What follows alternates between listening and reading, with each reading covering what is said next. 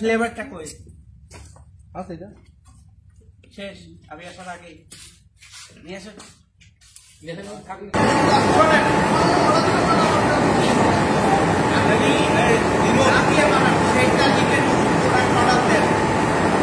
এই মাসে নদী আসবে আগামী মাস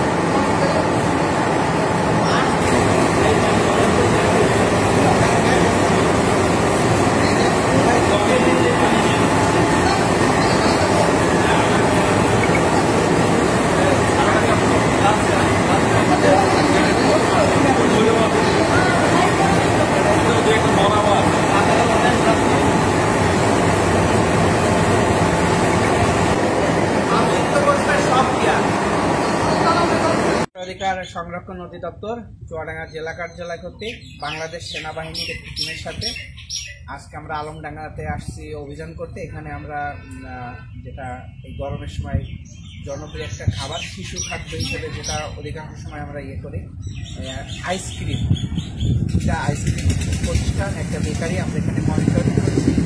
এই মোট 4টা প্রতিষ্ঠানকে 70,000 টাকা জরিমানা করা হয়েছে এবং এখানে আইসক্রিম ফ্যাক্টরিতে যে ত্রুটিগুলা ছিল আমরা এটা খুবই দ্রুত সংশোধনের জন্য আমরা তাদেরকে নির্দেশনা প্রদান করেছি।